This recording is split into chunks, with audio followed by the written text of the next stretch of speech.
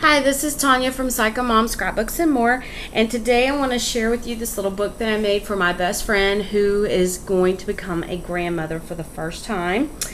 And her grandbaby's name is going to be Chloe.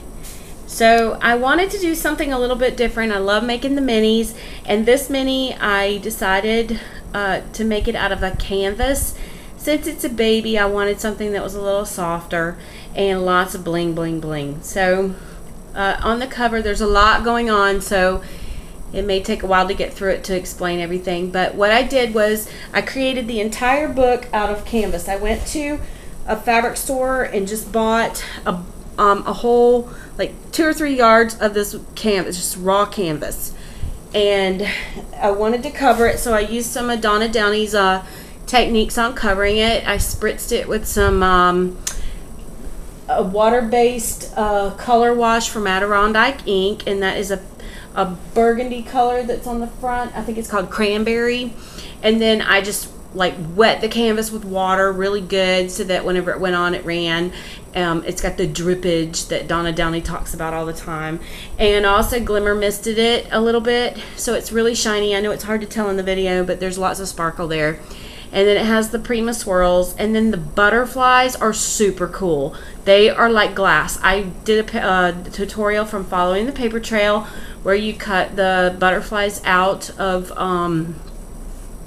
with a punch, and that's the Martha Stewart butterfly punch. And then I painted it with the different colored paints, and then I added some glimmer mist to it too. That was kind of had a gold shimmer to it and the teal colors.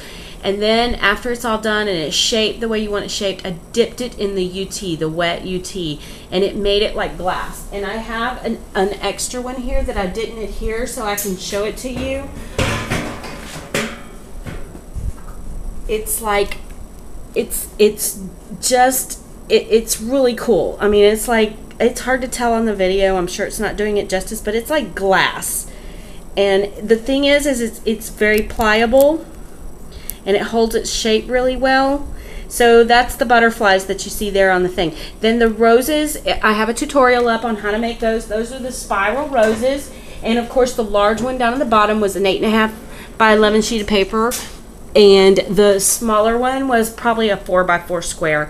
And then I bought the little beads that are in the center from the floral section at a craft store, and just put those in the center whenever I rolled it up to make the center, so that they would add that little bit of a floral look to them. Also, I found out, and I've done this throughout the book, you can also use your StazOn ink to recolor those, or alcohol inks, so that they can match your flower better than the white. But this book is a work in progress, and it is very it was a lot of new techniques used in this book, so it's a learn as I go kind of thing. The bird that you see on the front was also cut from the canvas, and I used the Serenade cartridge from the Cricut, and then I ran around his wings with some of the Tim Holtz stickles, I think is the stuff is called. And that just kind of gave it a little bit of, it just kind of kept it from raveling around the edges, and it gave it a little dimension. And it was also stained with the wet Adirondack ink. And I used water to kind of give it a little depth across the bottom of his breast area and the bottom of his wings. I just kind of, give some shadowing. I used less water in those spots, and then more water. Took a sponge and just kind of wiped off some of the ink in the center, just to give him a little bit more definition. And then I just drew his little eye on with a marker. So that's the cover, and of course there's lots of fibers, and I tried to use the same fibers that I used throughout the book so that it would have cohesiveness to it. Now the book itself, I think it's a finished 8 by 8. It might be a little smaller than 8 by 8, but all I did was I took 2 pieces of that fabric and I sewed it together. And then on the covers, at the back and the front cover, I added a piece of chipboard in the center before I sewed it closed, just so that it would give it a little more substance in the center. So the center pages are just flimsy. To do it again, I probably would add the chipboard, but then it's hard to add the grommets when you do that too, because it's hard to get through that chipboard with the grommet. So here we go for the tour. I wanted this to be a baby book, but I didn't want it to be baby, you know. So what I did was I had some of the Prima nursery rhyme slab. So I added that for the Once Upon a Time, and just about every page in this book says Once Upon a Time on it, because I figured it's a good way to carry that storybook feeling throughout it, and I wanted it very eclectic. And the Once Upon a Time is going to get covered up with a photograph anyway, so you won't really see it that much. So I thought adding it here and there would be a really nice touch.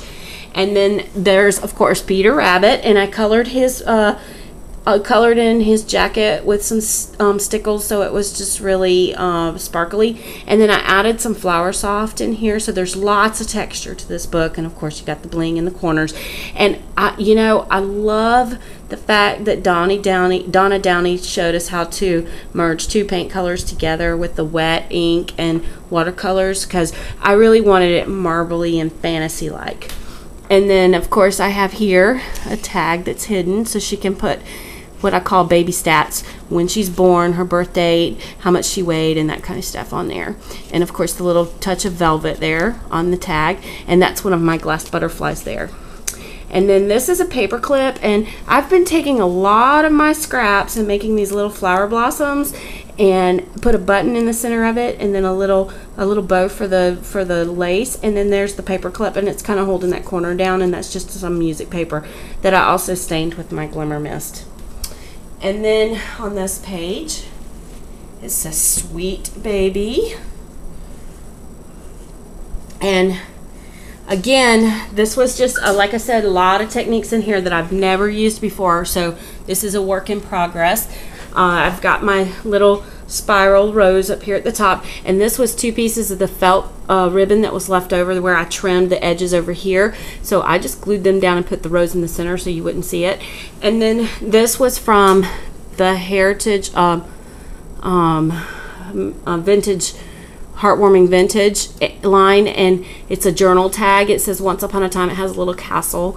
And then of course around here what I did was, this was a piece of scrap from the Prima line nursery rhyme pad, and I just took, this is the crepe paper, and just made a little border around the edges of it, and it just says Sweet Baby. And then I spritzed the entire thing once I was done with the Glimmer Mist, so it would be real sparkly. Again, it's hard to tell in the video, but I wanted to experiment with this lace. This is just standard white lace that I bought at Walmart off a dollar rack somewhere. I don't even know that it came from Walmart, just a dollar rack somewhere. It was just really cheap lace.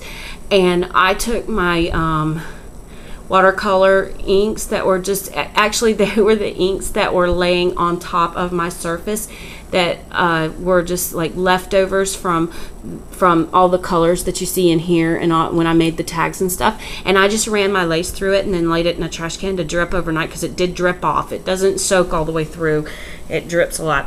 And I just love how it just added a little bit of that fantasy color back into this page as well. And then of course you've got the Prima flowers here with the little bling in the center of those. On the next page, followed the same kind of technique. Now the little Bo Peep that you see down here, she was actually on a gift bag, and I cut her out, so she's a little bit on the flimsy side, but again, I wanted all these textures, I wanted all these you know, fantasy type things in here, and I wanted it to be nursery rhyme baby, but not a lot of you know, like traditional baby type paper. So what I did was, this is left over from Once Upon a Time. Added the ribbon, it's open here so that she can slide her photograph into that, and I just tied a little bow for a little fantasy like little thing down here. And then I have little Bo Peep has some stickles on her. I gotta talk fast because I'm running out of room. Another one of those little flowers up here. Then on this side, all of these tags pull out. On this side, another one of the glass butterflies, and then this says family on it, and then she can put a list of all of her immediate family on there, and then it just says love and the bling, and another piece of this, and then of course my spiral flower. Lots of sparkle here. And as you can tell, I'm just using the same layout all the way through. And then of course this one says princess, and it has my little my little butterflies down here, and I added some bling to the center of the butterflies to give them a little difference. And then another little rose, and then I don't know if you can see it in the background or not, but there's some lace back here that was from Fufala, I think. And then another tag, and the tags are really shiny gold. Really shiny gold. And I put another one of those little flowers with the... And then on this side, my phone's ringing, please pardon it. Then on this side, I just duplicated the bird again, put a little bit of the red down here in his breast to give him some... I crocheted the little flower. And this is some more lace that I used the dyes with to color it. It was white originally. And then more scraps. So I hope you enjoyed my book.